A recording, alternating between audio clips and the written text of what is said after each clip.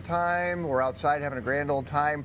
Unfortunately, though, when you're outside, that means you run a risk of getting poison ivy. And what you're seeing on your screen right now is our friend Ken Barlow's experience with poison ivy last summer, which really turned out to be kind of a disaster, Ken. I had it, it started in early June. This is a picture from late June, and I had it through most of July before we finally got it under control with some stuff that the doctor will probably talk about in a few minutes. It was the worst case of poison ivy I ever had. I found out I'm 63, so I was 50 when I found out I was allergic to it. Yeah. Wait, you had had it before, like as a kid? Never. You'd never had it? This Never was your had first it bout. as a Okay. kid, and then I was cleaning out my in-laws' backyard, and I apparently grabbed some, and it got all over me, and I broke out terribly. So I try to avoid it now, and that's the result of not avoiding this it. is apparently. clearly why you shouldn't go outside ever. Don't walk the dog. As we sit outside in our lovely garden. Absolutely. Hey, folks, we have a doctor here with us. We want to know, how do you identify poison ivy? How do you know when you need to go see the doctor? Dr. Ryan Dick with Everwell Primary Care is joining us with some answers this morning. I mean, this situation with Ken was intense. I mean, it was so Oozy. It was painful gross. and oozy, and it was so long lasting. Yeah. Is that common with poison ivy? You know, I've seen every case you can imagine with poison ivy. I've seen the milder cases. I've seen a couple of those really, really bad cases. But I think for that reason, we're just trying to create a little bit more awareness as to how to identify it and then what to do. I do a lot of camping. I do scouting with the kids. And so we go out all the time, and we've been fortunately able to avoid most of that fun. So obviously it's key to know what the weeds are, Yeah, where absolutely. things are at. Yeah. But what's happening to your body when you have a reaction to poison ivy? Well, there's a pretty specific localized reaction to that oil, right? So there's a very specific oil that produces, and it's not just poison ivy, but there's poison oak and there's other things too. And so the reality is, like when you're going for a hike, I mean, it's not completely impossible to avoid all of that. But the reaction can be pretty intense. If we're itching, or not even if we're itching, there can be some super infection on top of that. And so the reality is, if you notice something kind of itchy, annoying, red, angry, at the very least it's worth a phone call. And very frequently, if it seems like it's getting out of control, then just wander in. And that was my mistake. I should have gone early. I saw it was an itchy patch, but it was tiny at the time.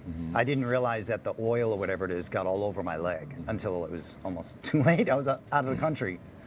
If you're an hour in, then and that it's that timeline, Yeah. right? So if you're an hour in, you're like, yeah, this isn't going away, then making that first phone call. No is kidding, gonna be that important, yeah. quickly. And if you get it on your hands and then you eat a sandwich and lick your finger, like you can get it in your mouth, right?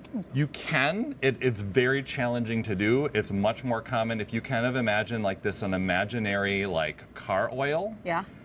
And you like touch another spot on your arm. That's when you're like, oh, I'm getting on my legs. I'm getting my arms. So I haven't seen anything where it's gotten that intense where you're like getting it on your sandwich.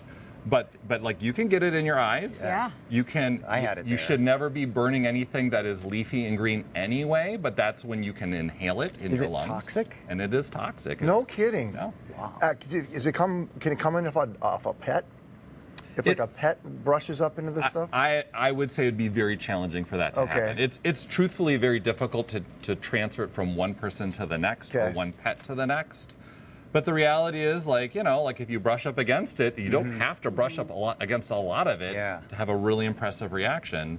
And then you're obviously going to call somebody. Can we talk about some of the plants? Because I know that we have them up on Yeah, screen, yeah, yeah. some of the ones that are Yes. problematic. So poison ivy Yes. is like the 3 thing, right? Yeah, leaves of 3, leave them be. Okay. So that would include poison oak too, right? Because it's a leaf of 3, but it's just a different shape. Okay. There's a couple other plants out there, and you're going to see that most of the leaves that you should be avoiding also have a very shiny appearance to them. Like you can't see it perfectly, but if you're walking like, oh, those are really shiny leaves, and they're groups in 3, that's just really easy to stay away from. Raspberry leaves, actually, you will notice that they're much more edgy on the, and they're not usually clumped in 3s. But the reality is that if they're This really looks like shiny, every single thing I that's know. That outside. you're going to come in contact with. I know. but leaves of 3, shiny leaf. I mean, and in the end, like if you feel like you may have been in them, the best thing to do is just get lots of soap and water and then rub as if you're rubbing away imaginary oil, or I'm sorry, invisible oil. Like really, That makes sense. as if you had like car oil on your hands. You rub really well. So warm water, not cold. Warm water, cold water, probably warm water, right? To get that Get the oil oily off. Yeah, makes sense. And then lots of soap and just really vigorous, like a really good washcloth, and really get it off. So I never had it as a kid. Can you get allergic to it as you get older, or did I just never touch it and didn't So know a it? localized reaction and an allergy are different. You had a very dramatic reaction, which suggests an allergy. But there are people who can have that contact dermatitis, right? Where it just basically your skin is directly reacting to it. Right. So that is almost an accelerated reaction to what you were experiencing. Gotcha. What do you do to treat it? Well, there's a couple things. So obviously you can use the more simple salves. Obviously, Sure. if you have a reaction, you're going to wash it off as best as you can. In most cases, you're going to be using a topical steroid to dampen the immune reaction, because it That's is if your immune that system. gets to the point where we're in your office. Yep. Okay. And then on a rare occasion, you're going to be using oral medication for a more, like if it's just all over your body because you've been touching it and scratching and touching other spots. If you're getting it on your face, especially. And then on a rare occasion, you'll use an antibiotic because you've scratched so much that now you have a super infection. on That's top what of I it. had, Yep. because I didn't realize the seriousness of it. I mean, I knew I got allergic to it, and I had it really bad once. But this was just, then I was on steroids, like you said, and then I was on it was the whole summer. Yeah. It was a bummer. Yeah, So it was yeah, a bummer. be careful out there. How long does it typically last? So like if you get poison ivy, how long does your rash and the itching typically last? I mean, the better part of a week or two, unless it's treated. Yeah, I know. And to that point, if we are treating it, I want to go inside. you should see improvement within 36 hours. So if you've seen someone or chatted with someone or you've tried something and you are not seeing good relief, Yep. within 36 hours, you need to be reaching back out and finding another course of treatment. So I think that is the most important thing, is kind of understanding I've done something simple, or I've started with something topical. It's not getting better Yep. within a day and a half or so. I need to be reaching back out and getting a hold of somebody else.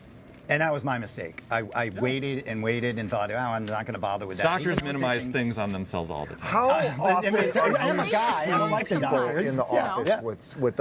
with an extreme case of poison ivy? Oh, I would say a couple times a year. I mean, I see the milder stuff is far more common. It's something Okay. that if someone called me and they shot me a picture of it, I'd be able to treat them like with a quick video chat or a quick picture, and then I would just do really close follow-up. And they would call me the next day and make sure we were starting to see some improvement. Other things you could absolutely consider, Benadryl obviously can cause a little drowsiness, but now that we have these non-drowsy antihistamines to limit scratching, right? So like generic Zyrtec, cetirizine, generic Allegra, that will help dampen. And then obviously never ever scratch. Bug bites, same thing. Don't ever scratch. Cold Easier packs. said than done. Cold packs Yeah. are awesome. Yeah. It will really dampen. I the wish I effect. had your number last year. Next time you're going to call Would me, have been though. such a It'll be long great. summer. I looked too, and I looked in Minnesota, like poison ivy and where it is, it's the entire state. So it's not like you're like, oh, I only camp Yeah, in the yeah. southern, it's literally everywhere. Good luck. Doctor, thank Thank you. you so much. Nice to meet Appreciate you. it. Thanks for having me. Thanks for Really having appreciate me. it very much. We'll put more information, of course, about Everwell Primary Care right on our website at Minnesota.